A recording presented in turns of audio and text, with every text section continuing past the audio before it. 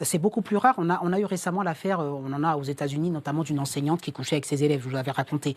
Mais ça reste rarissime parce que vous savez que les femmes ne fonctionnent pas de la même manière que les hommes, d'un point de vue libidinal déjà. Donc après, ça serait une femme qui aurait, à mon avis, une libido plus axée type masculin, c'est-à-dire passage à l'acte et je prends et je possède, c'est-à-dire plus dans la possession. Mais c'est pas des profils Est-ce que par exemple Beyoncé pourrait être dans ce profil? Pour dire Beyoncé, ce qui m'intéresse, je ne sais pas, mais ce que je veux dire, c'est que je vais la comparer à la femme d'Epstein, parce que la femme d'Epstein faisait des attouchements aussi. Il faut le savoir, ce sont des couples un peu pathologiques, c'est-à-dire que les deux fonctionnent et c'est pas rare que dans un couple, quand l'un abuse, l'autre participe soit de manière à être un voyeur, à regarder, mais je ne sais pas si vous êtes au courant, mais la femme d'Epstein abusait également des jeunes filles. Avec Maxwell, qui était sa maîtresse. Avec son conjoint. Donc, Beyoncé, vous savez, j'ai envie de dire, quand on est un couple, pour pouvoir rester ensemble, si l'un est pathologique, si Jay-Z est pathologique, est un abuseur d'enfants et de tout, et qu'il est avec une femme, soit cette femme, elle est saine d'esprit, elle le quitte, ou soit elle est un peu comme lui, elle reste avec lui. Et je pense que souvent... Mais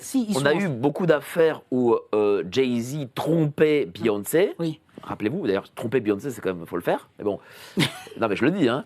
Le fait qu'elle soit restée avec lui, déjà, c'est pas pathologique.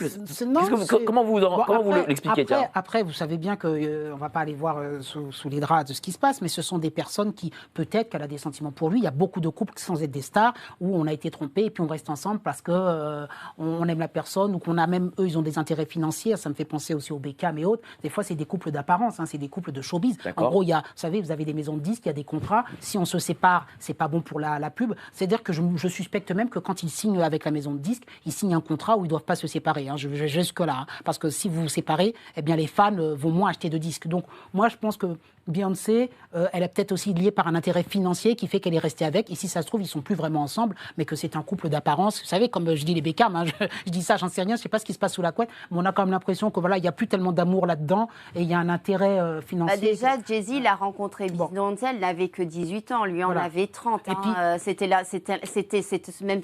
Il est aussi âgé que ça. Ouais, c'était certainement son premier homme.